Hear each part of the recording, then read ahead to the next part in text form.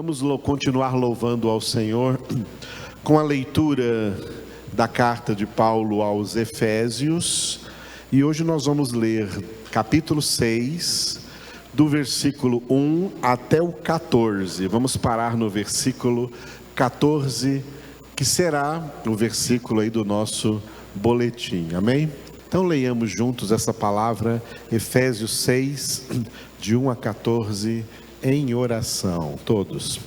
Filhos, obedecei a vossos pais no Senhor, pois isto é justo. Honra a teu pai e a tua mãe, que é o primeiro mandamento com promessa, para que te vá bem e sejas de longa vida sobre a terra. E vós, pais, não provoqueis vossos filhos à ira, mas criai-os na disciplina e na admoestação do Senhor. Quanto a vós outros servos, obedecei a vosso Senhor segundo a carne, com temor e tremor, na sinceridade do vosso coração, como a Cristo, não servindo à vista, como para agradar a homens, mas como servos de Cristo, fazendo de coração a vontade de Deus, servindo de boa vontade, como ao Senhor, e não como a homens, certos de que cada um, se fizer alguma coisa boa, receberá isso outra vez do Senhor, quer seja servo, quer livre. E vós, senhores, de igual modo, procedei para com eles, deixando as ameaças, sabendo que o Senhor, tanto deles como vosso, está nos céus, e que para com ele não há acepção de pessoas. Quanto ao mais, sede fortalecidos no Senhor e na força do seu poder. Revesti-vos de toda a armadura de Deus, para poderdes ficar firmes contra as ciladas do diabo, porque a nossa luta não é contra o sangue e a carne, e sim contra os principados e potestades, contra os dominadores deste mundo tenebroso, contra as forças espirituais do mal nas regiões celestes. Portanto, tomai toda a armadura de Deus, para que possais resistir no dia mau, e depois de terdes vencido tudo, permanecer inabaláveis.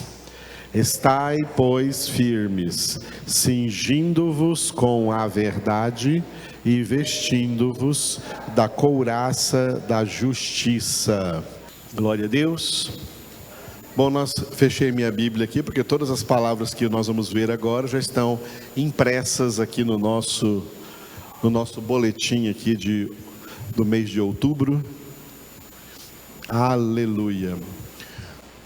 O título principal da mensagem do Senhor para nós hoje repita aí depois de mim, como está no slide, diga: verdade e justiça. Aleluia. Olha, irmãos, conversão, entre outras coisas, significa ser convertidos de injustos para justos. Glória a Deus. Deus não quer que nenhum dos seus filhos seja injusto em nada. Deus quer que cada um dos seus filhos cada um seja justo, cada filha seja justa. Diga: em tudo. Aleluia. Por isso Jesus nos deu o resumo da Bíblia, o resumo da palavra de Deus, o resumo de toda a sua verdade. A palavra é a verdade e a palavra é o instrumento para nos transformar em pessoas justas em tudo. Jesus deu o resumo disso quando ele disse: buscai em primeiro lugar o reino de Deus e a sua justiça. Aleluia. O reino de Deus, buscar o reino de Deus significa sujeitar-se completamente ao reinado de Deus, ao governo de Deus. Se você vai morar no céu, você tem um rei, que é o único que reina sobre a sua vida, que é o Senhor. Buscar o reino de Deus é aprender a sujeitar-se a Deus. Tem gente que fica assim: eu estou passando por muitas lutas aí, né? Acho que o diabo está me perseguindo. Então está tendo algum problema aí, porque Jesus disse assim através de Tiago: sujeitai-vos a Deus. Qual vai ser o resultado, a consequência de se sujeitar a Deus? Você estará resistindo o diabo e ele fugirá de vós. Ele não vai ficar, usando uma palavra que muita gente gosta de usar aí, o diabo não vai ficar cirandando aí na sua casa, cirandando aí na sua vida, se você estiver sujeito a Deus. Se você não estiver sujeito a Deus, problema, você está com problema, porque você está dando lugar ao diabo cirandar na sua vida. Depois não venha reclamar. O diabo está o diabo está cirandando na sua vida por falta de sujeição sua a Deus. A forma de resistir o diabo é sujeitando-se a Deus, submetendo-se a Deus, obedecendo em tudo a Deus. Glória a Deus. E sujeitar-se a Deus é obedecê-lo. E obedecer a Deus é obedecer à principal ordem que resume todas as ordens que Ele deu: sede santos. Isso é o que significa buscar a sua justiça, o seu reino e a sua justiça. Buscar a justiça de Deus é buscar a santidade de Deus. O meio de fazer isso é por meio da santificação. Porque os verdadeiros filhos de Deus, eles não têm mais fome e sede de nada que há no mundo, porque eles sabem que tudo o que há no mundo é concupiscência. Filhos de Deus têm fome e sede de justiça. Jesus disse isso: benditos os que têm fome e sede de justiça, porque é fome e sede de serem santos. Eu tenho fome de ser santo, eu tenho sede de ser santo. Isso é fome e sede de justiça. Serão saciados, serão fartos, terão com fartura essa santidade de Deus. Glória a Deus. A verdade nos faz ser justos. A verdade nos ensina a ser justos. A verdade de Deus nos conduz à justiça de Deus. São dois elementos que nós vamos meditar hoje aqui. Diga de novo então: verdade e justiça. O subtítulo é, diga, firmeza e preparação. É o que nós vamos ver logo no princípio do versículo. Somos exortados a estar sempre firmes, sempre preparados. Diga essas duas coisas: sempre firmes, sempre preparados.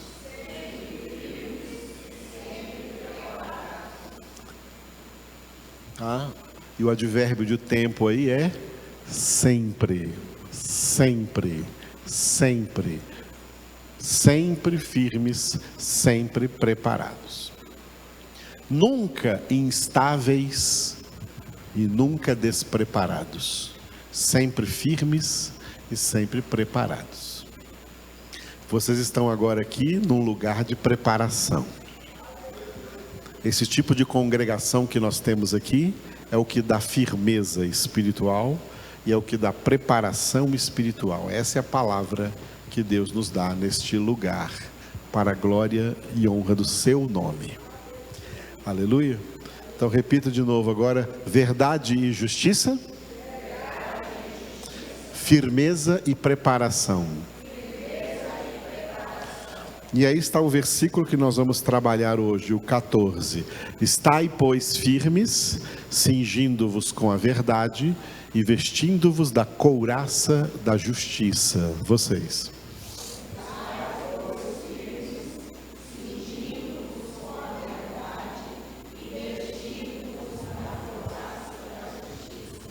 Aleluia. Bom, no versículo 13, Paulo falou de uma forma geral, né? Revestimos de toda a armadura de Deus. E agora do 14 para frente, ele vai especificar cada parte dessa armadura. Nesse versículo 14, ele vai colocar duas partes dessa armadura: o cinturão, ou o cinto, a cinta, e a couraça que reveste o peito do soldado. Muito bem. Este versículo, ele não está muito bem traduzido na sua íntegra, como Paulo escreveu aí, do grego. Paulo escreveu em grego. Para o português, eu coloquei aí para vocês então a tradução literal do grego para o português. Eu vou ler uma vez, depois vocês repetem. Estai, pois, firmes e preparados, na cintura cingindo-vos com a verdade e vestindo-vos no peito com a couraça da justiça. Esse é o versículo correto, com todas as palavras que Paulo escreveu. Leiam vocês bem forte.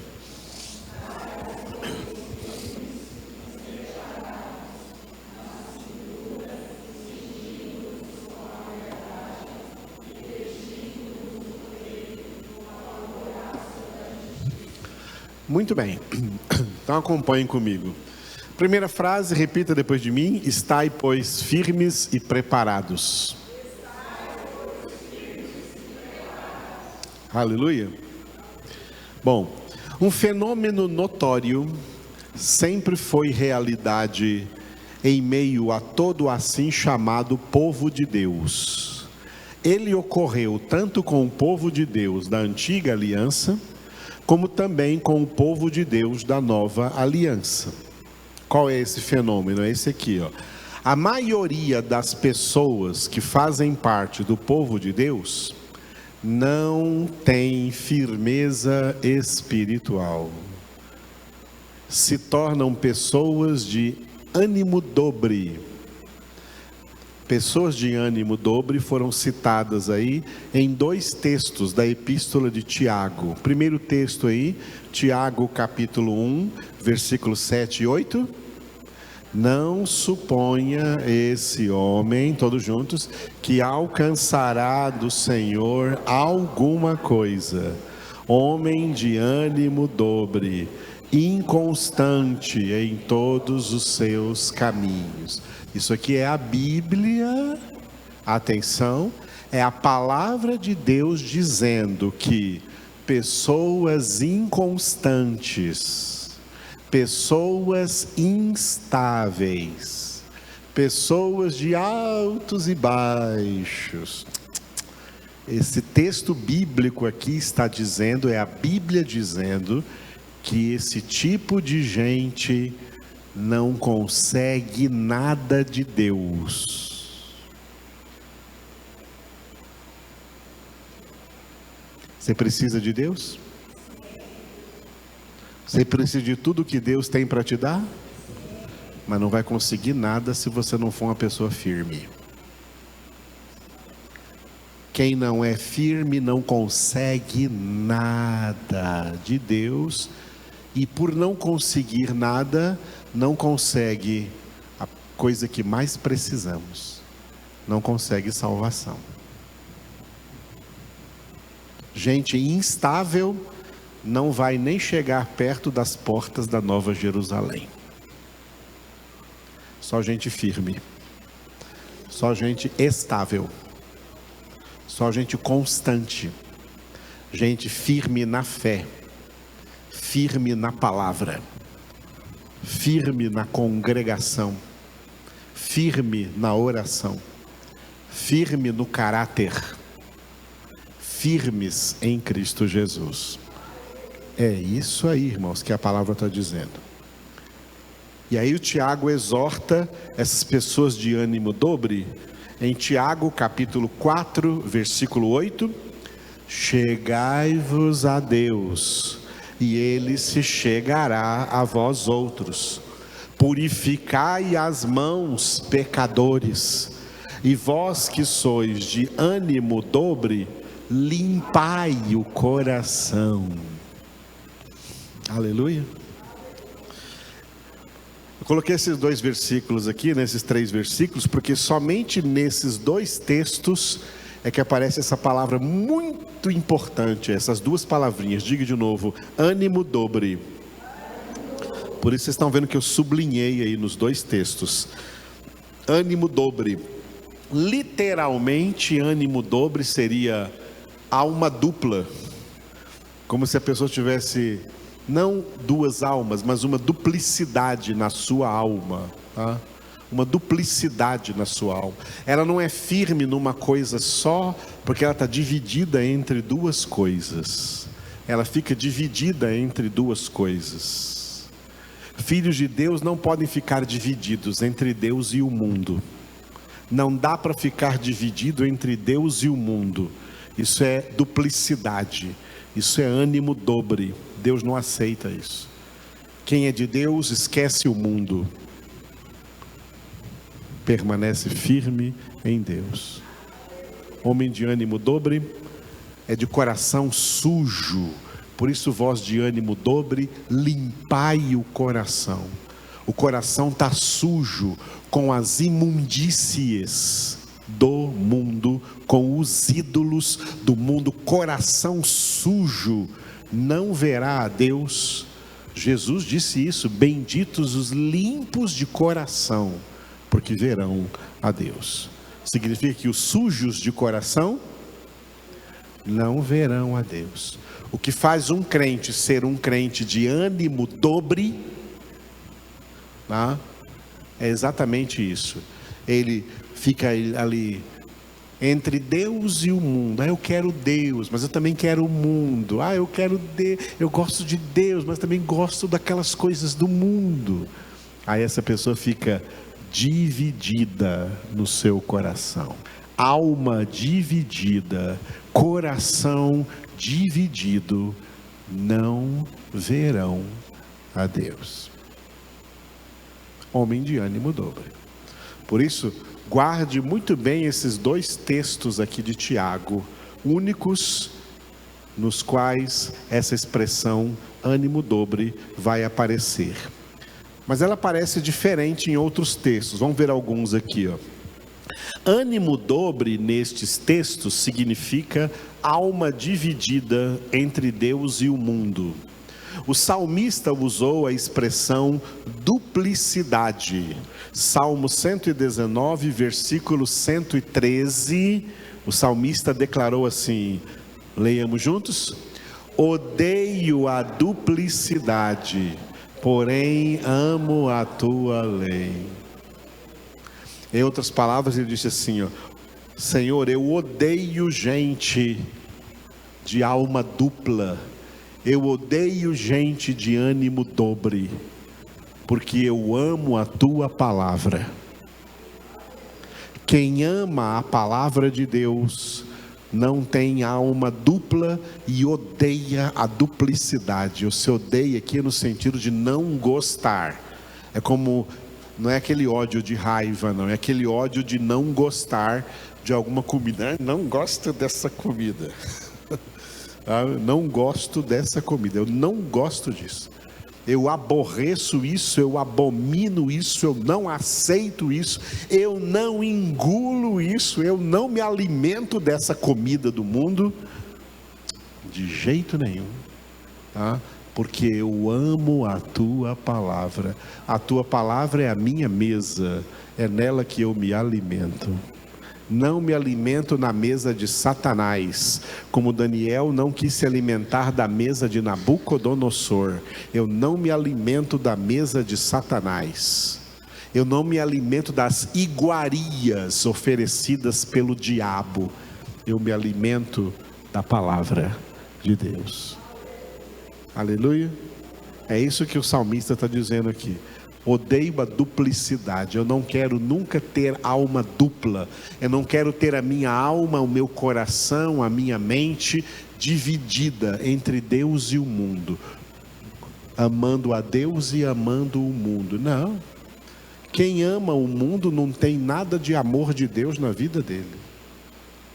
Não, o que a Bíblia diz ou nos ordena é: não ameis o mundo e nem as coisas que há no mundo, porque se alguém amar o mundo, o amor do Pai não está nele.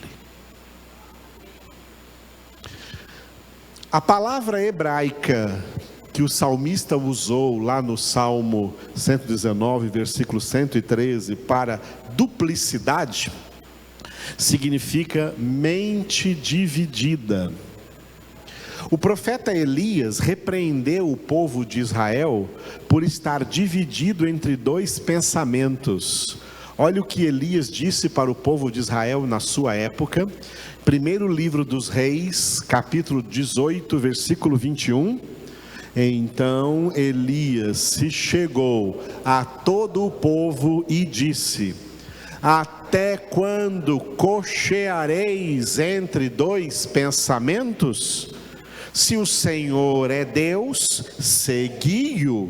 Se é Baal, segui-o.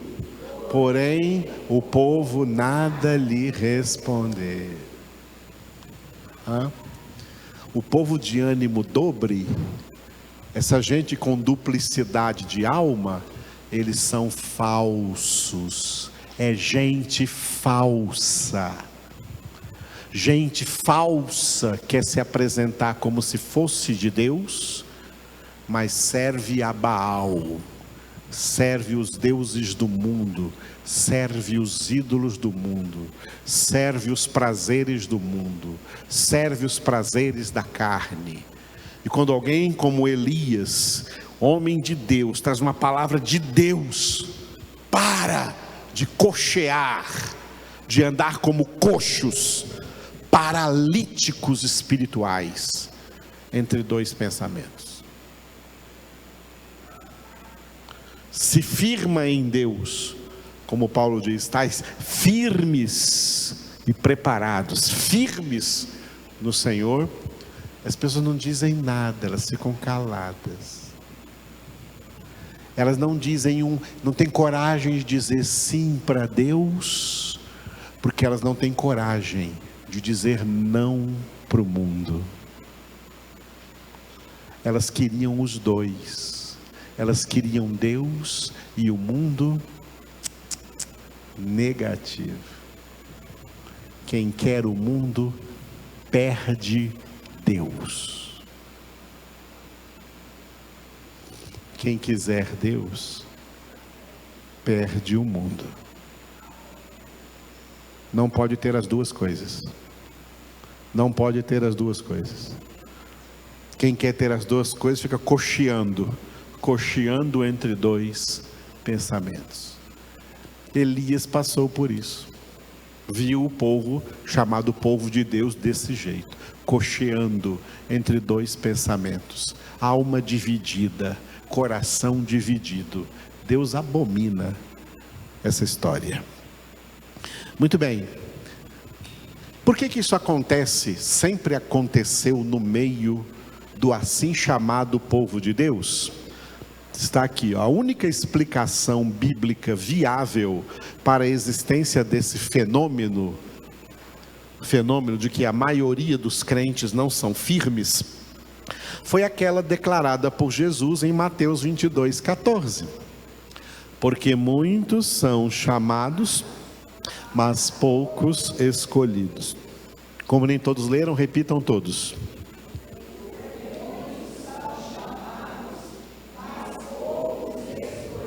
Ainda na parte A do versículo, alguns ficaram calados. Então todos juntos, 1, 2, 3 e...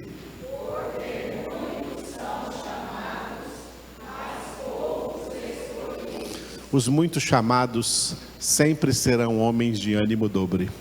Não tem solução para eles. Não tem correção para eles. Não tem palavra que eles ouçam que eles vão se corrigir. Né? Eles vão ouvir toda a palavra e vão continuar teimando no seu erro, na sua duplicidade. Os muitos chamados não têm salvação. A salvação é para os poucos escolhidos. Os poucos escolhidos são aqueles cujo coração é totalmente de Deus, não tem duplicidade, não tem coração dividido, não tem alma dividida. Eles são como aqueles citados em 2 Crônicas 16:9. Os olhos do Senhor passam por toda a terra para mostrar-se forte para com aqueles cujo coração é totalmente do Senhor. Os poucos escolhidos são como aqueles para os quais Deus declarou que Ele olha, em Isaías 66:2. O homem para quem eu olharei é este, o quebrantado de espírito, humilhado, e que treme diante da minha palavra. É para esse que eu olharei. Esse aí não é homem de ânimo dobre, esse aí é homem escolhido. Isso é vaso eleito, isso é vaso de eleição. Isso sempre foi e sempre será, nessa história mórbida na terra, raridade. Poucos escolhidos são assim chamados porque são raridade. Os demais é tudo uma cambada de ânimo dobre, não alcançam nada de Deus, muito menos salvação. Não são firmes.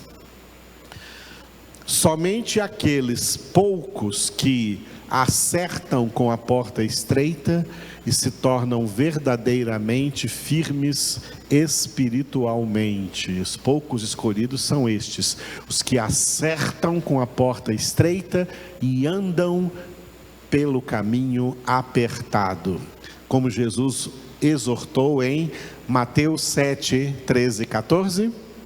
Entrai pela porta estreita, larga é a porta e espaçoso o caminho que conduz para a perdição, e são muitos os que entram por ela, porque estreita é a porta e apertado o caminho que conduz para a vida, e são poucos os que acertam com ela. Sabe o que é hermenêutica bíblica? É entender isso aqui, ó. Esse texto que nós acabamos de ler tem muitos e poucos, não tem? Tem muitos e poucos? São os mesmos muitos e poucos que estão em Mateus 22:14. Muitos chamados, poucos escolhidos. Os poucos escolhidos são os que acertam com a porta estreita, são os que andam no caminho apertado, porque essa porta estreita é Jesus. João 10:9, eu sou a porta, e esse caminho apertado é Jesus. João 14:6, eu sou o caminho. O texto literal aqui de Efésios 6:14 fala de firmeza e preparação, né? O nosso aqui em português aqui fala só de firmeza, né? Estai, pois, firmes. Mas o texto original fala firmes e preparados, tá? Então, sobre preparação, sobre estar preparados, eu coloquei aqui alguns textos chaves para nós. O primeiro que eu coloquei foi Lucas 1,17, sobre João Batista, vale para nós. Leiamos juntos. E irá adiante do Senhor no espírito e poder de Elias, para converter o coração dos pais aos filhos, converter os desobedientes à prudência dos justos e habilitar para o Senhor um povo preparado. O propósito de Deus na obra da salvação é que o povo que vai ser salvo seja um povo preparado. Preparado para enfrentar todas as provas, preparado para enfrentar todas as tentações, preparado para enfrentar todos os desafios, preparado para enfrentar todas as dificuldades, todas as situações, todas as circunstâncias, preparados por Deus para enfrentar tudo e serem tudo mais que vencedores. Só aqueles que são preparados vencem.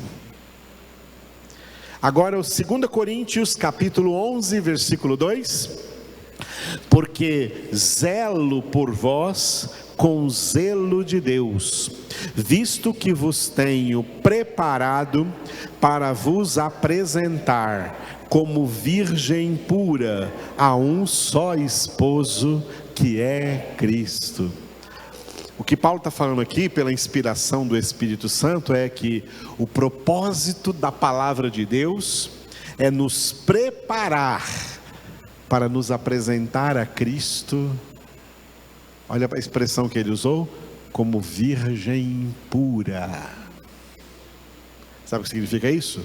Como pessoas imaculadas, sem nenhuma mancha desse mundo podre que está aí fora. Limpos, como virgem pura, para o esposo que é Jesus. 2 Timóteo 2:21. Assim, pois, se alguém a si mesmo se purificar destes erros, será utensílio para a honra, santificado e útil ao seu possuidor, estando preparado para toda boa obra. Preparado para obedecer a Deus em tudo. É quando obedecemos a Deus em tudo, que tudo que fazemos é bom. E isso é que é o conceito bíblico de boa obra. Tudo o que fazemos é em obediência ao Senhor, e para isso temos que estar devidamente preparados. Último sobre preparação, 1 Pedro capítulo 3, versículo 15. Santificai a Cristo como Senhor em vosso coração, estando sempre preparados para responder a todo aquele que vos pedir razão da esperança que há em vós. Olha só, estando sempre preparados, estando sempre, olha o sempre aí de novo, estando sempre preparados para responder para qualquer pessoa qual é a razão. A razão da minha esperança é Jesus. Jesus é a minha esperança. A minha esperança não é política. A minha esperança não é político, a minha esperança não é economia, a minha esperança não é dinheiro, a minha esperança não é bens, a minha esperança não é nada e ninguém no mundo. A minha esperança é Jesus Cristo, o Filho de Deus, o Filho do Deus vivo. Jesus é a minha esperança. Eu não prego outro nome, eu não divulgo outro nome. O nome que eu prego é o nome de Jesus. Atos 4:12, em nenhum outro há salvação, porque debaixo do céu nenhum outro nome foi dado entre os homens, pelo qual importa que sejamos salvos. Jesus é maravilhoso. Aleluia. Para concluir essa questão da preparação, eu tive que colocar um texto maior aqui. Tem texto que não dá para resumir, então eu coloquei aqui, vocês vão ler comigo prestando atenção, para resumir a questão da preparação. 2 Pedro 1, do versículo 5 até o versículo 11, leiamos juntos, com cuidado, leiamos. Um sinônimo de preparação é diligência. Quando você vê aqui nesse texto a palavra diligência, isso é preparação. Leiamos juntos. Por isso mesmo, vós, reunindo toda a vossa diligência, associai com a vossa fé a virtude, com a virtude o conhecimento, com o conhecimento o domínio próprio, com o domínio próprio a perseverança, com a perseverança a piedade, com a piedade a fraternidade, com a fraternidade o amor. Porque estas coisas, existindo em vós e em vós aumentando, fazem com que não sejais nem inativos, nem infrutuosos no pleno conhecimento de nosso Senhor Jesus Cristo. Pois aquele a quem estas coisas não estão presentes é cego, vendo só o que está perto, esquecido da purificação dos seus pecados de outrora. Por isso, irmãos, procurai com diligência cada vez maior confirmar a vossa vocação e eleição, porquanto, procedendo assim, não tropeçareis em tempo algum, pois desta maneira é que vos será amplamente suprida a entrada no reino eterno de nosso Senhor e Salvador Jesus Cristo. Aleluia, que palavra inspirada por Deus ao apóstolo Pedro. Resume tudo que Deus quer falar conosco na Sagrada Escritura. Quer que a sua entrada no céu seja amplamente suprida? Parece que não. Quer que a sua entrada no céu seja amplamente suprida? Faz isso aqui tudo. Faz isso aqui. Estejais firmes e preparados. Agora vamos ver, continuando o nosso versículo de Efésios, olha, repita depois de mim agora: na cintura cingidos com a verdade. Vamos ver aqui então a verdade, ó. A verdade é Jesus. Jesus é a palavra de Deus. João 14:6. Respondeu-lhe Jesus: eu sou o caminho e a verdade e a vida. Ninguém vem ao Pai senão por mim. Aleluia. Texto bem conhecido esse, né? Neste texto, Jesus não falou acerca de 3 coisas, mas uma só: a palavra de Deus. A palavra de Deus é o caminho. Salmo 18:30. O caminho de Deus é perfeito, a palavra do Senhor é provada, Ele é escudo para todos os que nele se refugiam. A palavra de Deus é a verdade. João 17:17, santifica-os na verdade, a tua palavra é a verdade. A palavra de Deus é a vida. João 6:63, O Espírito é o que vivifica, a carne para nada aproveita. As palavras que eu vos tenho dito são Espírito e são vida. A palavra de Deus é Jesus, irmãos. E aqui vocês têm agora em João capítulo 1, versículo 1, como deveria estar escrito em todas as Bíblias, a tradução mais fiel do grego para o português. Leiamos juntos. No princípio estava a palavra, e a palavra estava com Deus, e Deus era a palavra. Aleluia. Muito bem, a palavra de Deus foi comparada a um cinto aqui em Efésios 6,14, porque o cinto precisa estar na medida certa, não frouxo nem apertado, não é isso?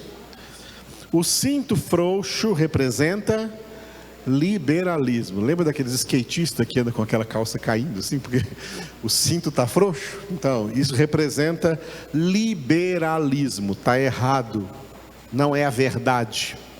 E o cinto apertado representa o legalismo. Apertado demais, dói, você fica incômodo, perde os movimentos, não tem liberdade, tá? Isso é legalismo. Não, a palavra de Deus é a verdade absoluta, porque ela é a medida certa que cada filho de Deus necessita para ser santo como o Senhor é santo. O sentido espiritual da analogia do cinto na cintura é a palavra de Deus cingindo a mente. Mais uma vez o apóstolo Pedro vai ajudar o apóstolo Paulo aqui. 1 Pedro capítulo 1, versículo 13. Por isso, cingindo o vosso entendimento, sede sóbrios e esperai inteiramente na graça que vos está sendo trazida na revelação de Jesus Cristo. A revelação de Jesus Cristo é toda a palavra de Deus. Toda a palavra de Deus é, repita comigo, a verdade. Cingir-se da palavra é aqui, encher a sua cabeça. Se a sua cabeça precisa ser cheia de alguma coisa, é da palavra de Deus. Esvazia do resto. Paulo falou assim, para de pensar nas coisas aqui de baixo, pensai nas coisas que são lá de cima. Enche a sua mente com a palavra de Deus. Joga todas as outras palavras que não são de Deus fora da sua mente. Enche a sua mente com a palavra de Deus. Esse é o plano de Deus. Agora vamos ver a couraça da justiça. Leia depois de mim, vestindo-vos no peito com a couraça da justiça.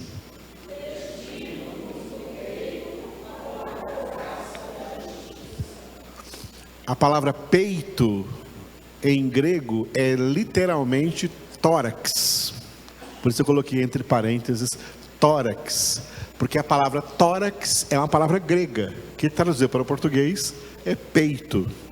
Aqui o tórax, tá?